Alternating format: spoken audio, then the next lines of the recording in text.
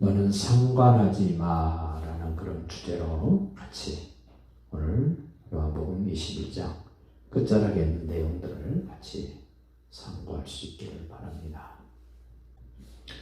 예수님이 이 땅에 여인의 후손으로 오시고 당신이 사랑하는 사람들 12명을 부르셔서 3년 동안 함께 생활하고 예수님이 꼭 보여줘야 될 것들, 알려줘야 될 것들, 새겨줘야 될 것들을 구체적으로 3년 동안 보여주시고 들려주시고 그들 속에 새기셨던 그 사람들, 이제 그들은 예수님이 죽으심을 보면서 뿔뿌리가 흩어져 버렸습니다. 자기 옛날 모습으로 돌아가 버렸습니다. 그럼에도 불구하고 주님은 부활하셔서 그들을 찾아가서 만나주시고 깨닫게 하시고 이제 오늘 마지막으로 우리 주님이 부활하신 후에 베드로에게 네가 나를 사랑하느냐? 네가 나를 사랑하느냐? 사랑하느냐? 3번 물으시고 난 다음에 내 양을 치라, 내 어린 양을 먹이고 내 양을 먹이라는 말씀으로 당부하신 후에 베드로에게 지금 하시는 말씀이 오늘 18절이에요. 내가 진실로 진실로 내게 이르노니 네가 젊어서는 스스로 띠뛰고 원하는 곳으로 다녔다. 젊었을 때 네가 하고 싶은 대로 했다. 우리도 내가 젊었을 때 나이가 젊고 육신에 힘이 있고 뭐든지 할 수 있다고 생각될 때는 내 삶을 내 마음대로 설계하고 내 마음대로 계획을 하고 내 마음대로 시간도 물질도 재능도 다 그렇게 씁니다. 베드로가 젊었을 때 얼마나 예수님 앞에서도 아주 다른 제자들보다 먼저 대답하고 굉장히 적극적이었던 베드로. 다른 제자들 신앙 고백도 하지 않았는데 베드로가 먼저 신앙 고백을 하게 되고 모든 제자들 앞에서 얼마나 강하게 주장했는가. 예수님이 제자들의 발을 씻으려고 그럴 때 베드로가 속상해하면서 제자들을 쳐다볼 때 보통 눈빛이 아닙니다. 선생님이 너네들 발 씻겨주는데 아무렇지도 않게 너네들은 지금 다 좋다고 그렇게 발 씻김을 받냐 하면서 몹시 불편해했던 그 요한복음 13장인데요. 예수님이 베드로에게 발을 씻겨주려고 그럴 때 베드로, 주님, 내 발을 씻기실 수 없습니다. 나는 저 11명의 제자들과는 저는 좀 다르습니다라고 젊었을 때 그렇게 말하고 고백하기도 합니다. 자기가 얼마나 잘났는지 다른 제자들 소위 박달을 합니다. 그 모습이 지금 너 젊어서는 스스로 띠뛰고 원하는 곳으로 다녔다. 그러나 이제 늙어서는, 늙었다는 말을 그냥 나이 많았다가 아니라 신앙이 성숙하고 이제 신앙이 성장하면 그런 의미로 좀 생각을 하시면 좋을 것 같습니다. 그렇게 되면 너는 네 팔을 벌리리니, 베드로가 벌리고 싶어서 팔을 벌리는 게 아닙니다. 다른 외부적인 어떤 힘에 의해서 팔을 벌리게 된다는 겁니다. 베드로가 젊었을 때는 상상할 수 없는 일입니다. 그런데 성장하고 성숙된 베드로는 예수님의 죽으심을 경험하고 부활을 경험하고 사랑을 고백했던 베드로는 자기가 원하지 않아도 어떤 힘에 의해서 팔을 벌려야 되면 팔을 벌려야 된다는 겁니다.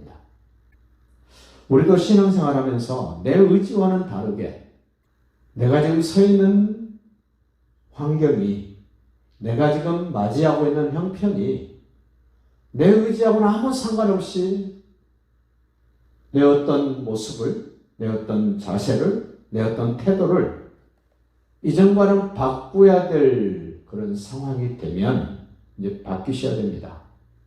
나 그거 절대로 못해. 나 베드로야. 그런 철없는 말은 이제 안 하셔야 됩니다. 그 다음 보십시오. 네가 띠띠우고 원하지 아니하는 곳으로 데려가리라. 내가 원하는 것처럼 되는 것이 아니라 내가 원하지 않았는데도 불구하고 나는 그렇게 가야 되고, 내가 안 가고 싶어도 그냥 따라가야 되고 끌려가야 된답니다. 젊었을 때 신앙이 시원치 않을 때는 이런 모습에 못 견딥니다. 등 돌리고 떠납니다. 그런데 예수님을 경험합니다. 여인의 오손으로 오신 예수님, 죽으신 예수님, 부활하신 예수님, 부활하신 후에 베드로에게 구체적으로 네가 이 사람들보다 더 나를 사랑하느냐? 네가 나를 사랑하느냐?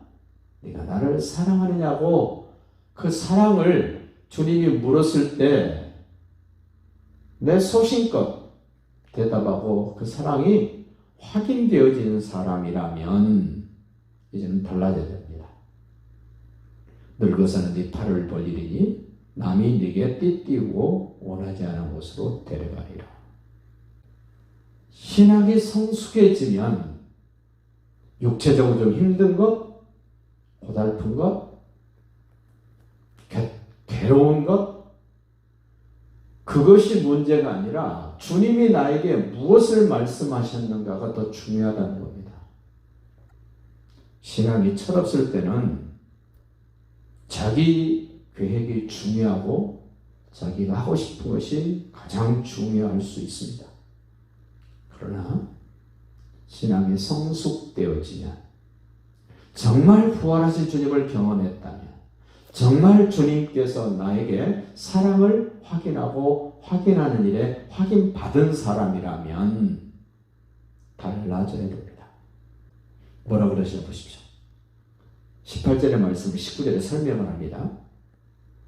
이 말씀을 하심은 베드로가 어떠한 죽음으로 하나님께 영광을 돌릴 것을 가리키시며라. 나이를 먹고 신앙이 성장하고 성숙되어지고 우리 주님이 말씀하신 대로 베드로는 원하지 않는 곳으로 띠띠고 팔을 벌리고 끌려가게 되고 거기서 죽임을 당한답니다. 부활하신 주님을 만나기 전에는 죽음 그러면 끔찍했습니다. 죽음 그러면 받아들이기 싫었습니다. 그런데 이제 부활하신 주님을 경험하고 첫 번째로 변한 것이 있습니다. 죽음 그거 별거 아니네? 죽음은 죽음으로서의 끝이 아니라 죽음은 부활로 다시 나타나게 되는구나라고 확신 가질 수 있었던 이 제자들. 베드로가 어떤 죽음으로 하나님께 영광을 돌릴 것을 가리키시니라. 자기가 원하는 방법으로 죽지 않습니다. 자기가 바라는 대로 죽어지지 않습니다. 우리 주님이 말씀하신 대로 다른 사람들에 의해서 베드로는 죽임을 당합니다. 예수님도 스스로 원하는 방법으로 죽으신 게 아닙니다. 하나님이 원하시는 방법으로 예수님이 죽으셨고 빌라도에 의해서 종교 지도자들에 의해서 십자가에 처형당한 예수님처럼 베드로도 그렇게 죽음을 당할 것이라는 겁니다. 주님이 이렇게 말씀하실 때 베드로 어떤 마음이었을까? 부활하신 주님을 만나기 전이라면, 사랑을 확인하기 전이었다면 베드로 이 말씀에 어떻게 반응을 했을까? 예수님의 부름을 받고 3년 동안 예수님과 함께했던 그 상황 속에서 베드로의 모습을 연결시켜 보면 베드로 가만히 듣고 있을 수 없는 사람입니다. 뭔가 이야기를 하고 뭔가 따져보고 확인하고 했어야 되는데 베드로 아무 말이 없습니다. 변했지 않습니까? 죽으시고 부활하시고 사랑을 확인받았던 베드로는 분명히 변화됐습니다. 여러분과 저도 부활하신 주님을 만났다면, 부활하신 주님이 나에게 그 사랑을 확인해 주셨다면 여러분과 저도 이제는 변해야 되고 변했어야 합니다.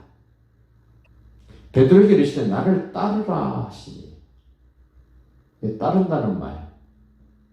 예수님이 어떻게 오셨고 어떻게 죽으셨습니까?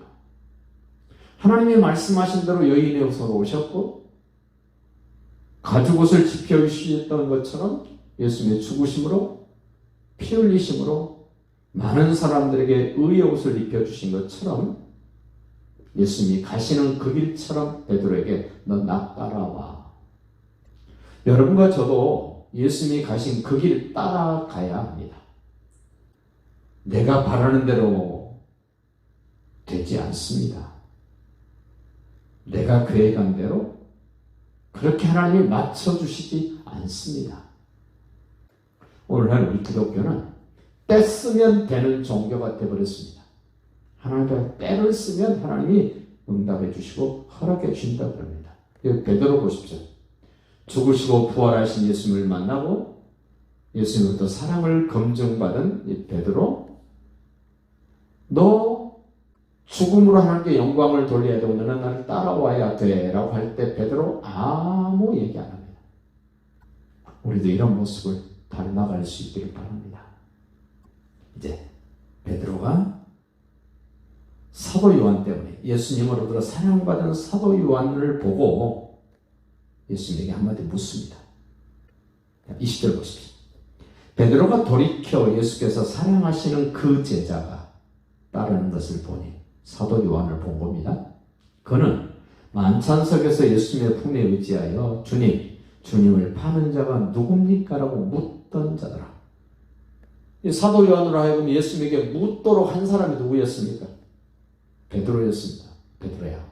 베드로가 요한에게 야 요한아, 네가 주님께 물어봐줘. 예수님을 팔아먹을 자, 배신자가 누구인지 좀 물어봐줘라고 베드로가 요한에게 부탁했던 그런 관계였습니다. 그런데 21절에요. 이에 베드로가 그를 보고 예수께 여짜오되 주님, 이 사람은 어떻게 되겠사옵나이까? 자기는 띠띠우고 원하지 않는 것에 팔을 벌리고 죽음을 통해서 하나님께 영광을 돌린다는 이야기를 듣고 저는 그렇게 죽는다 치고요. 저 예수님이 사랑하신 사도 요한은 어떻게 되겠습니까? 여전히 베드로는 오지랖이에요.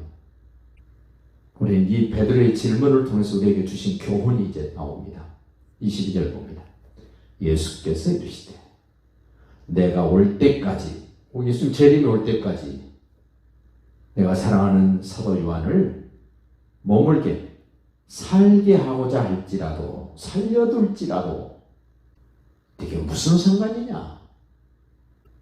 무슨 말씀인지 이해가 됩니까? 예수님이 죽으시고 부활하시고 부활하신 주님을 만나서 사랑을 확인한 사람이라면 옆에 사람 일에 신경 쓰지 마. 지금 그런 말씀이에요. 주님이 너에게 말씀하신 것 어떻게 할 것인가를 생각하고 거기에 집중하지. 요한이 죽으면 어떻고 살아있으면 어떻고 그건 너 신경 쓰지 마. 그 사람에 관한 것은 내 주권이야. 내가 알아서 해. 우리 신앙생활하면서 정말 조심해야 될 부분이 이런 부분이에요. 내가 올 때까지 사도 요한을 머물게 하고자 할지라도 살려둘지라도 네게 무슨 상관이냐? 너 상관하지 마 그 말이에요. 너는 그냥 나를 따라와. 베드로 무안했기도 했을 거예요. 나는 그렇게 원하지 않는 죽음을 당한다고 하더라도 그럼 사랑 많이 받은 저 요한은 어떻게 됩니까? 라고 물어볼 수 있는데 예수님은 그것마저도 너 묻지 마. 너 상관하지 마. 너 신경 쓰지 마. 네 할 일만 해. 이 앞서서 일한다는 것이요. 이런 부분이 가장 힘든 부분입니다. 궁금해서 묻고 싶고 알고 싶은데 예수님은 너 그거 신경 쓰지 마. 너 상관하지 마. 너는 그냥 네 할 일만 해. 너 나 따라오라 그랬잖아. 그냥 따라오기만 해. 그게 네가 할 일이야. 그런데요, 이 말을 오해해가지고 아마 베드로가 나가서 그랬을 것 같아요. 23절 보십시오. 이 말씀이 지금 내가 올 때까지 요한을 머물게 하고자 할지라도 너 상관하지 말라고 말한 그 말이 형제들에게 나가서 그 제자는 죽지 않겠다 하였다. 이거 누가 말했겠습니까? 지금 여기 베드로하고 지금 요한은 당사자잖아요. 당사자가 했을까요? 아마 베드로가 했을 것 같아요. 제 생각에는. 예수님의 말씀은 그가 죽지 않겠다 하셨다. 이렇게 단정적으로 말해버립니다. 오해한 겁니다. 예수님은 그런 의도가 아니지 않습니까? 다시 설명합니다. 예수의 말씀은 그가 사랑받는 사도 요한이 죽지 않겠다 하신 것이 아니다. 확실하게 예수님 말씀합니다. 내가 올 때까지 그를 머물게 하고자 할지라도 내게 무슨 상관이냐 하신 것이라. 두 번이나 강조합니다. 상관하지 마. 너 관여하지 마. 네가 그거 알라고 하지 마. 너 거기다 마음도 쓰지 마. 신경도 쓰지 마. 네 할 일만 해. 베드로가 만약 너는 나만 따라와라고 예수님을 쫄쫄쫄 따라갔다면 요한에게 이런 마음, 이런 관심, 이런 표현 예수님에게 묻지도 않았을 것입니다만은 따르는 일을 우선하지 않으니까 지금 이런 질문이 나오고 이런 엉뚱한 얘기가 나오는 겁니다. 다시 한번 정리를 봅시다. 요셉의 형제들 보십시오. 요셉이 하나님이신 꿈을 가지고 있고 요셉은 그 길을 계속 걸어가고 있는데 다른 형제들 요셉이 하고자 하는 일을 있는 그대로 받아들이지 않습니다. 오히려 시비거리가 됩니다. 그것처럼 지금 베드로는 예수님이 하신 말씀을 듣고 사도 요한이야 어찌된 너 신경 쓰지 마 그랬는데도 신경 쓰면서 주님이 말씀하신 말씀과는 전혀 다른 말을 다른 제자들에게 하고 있는 것을 보십시오.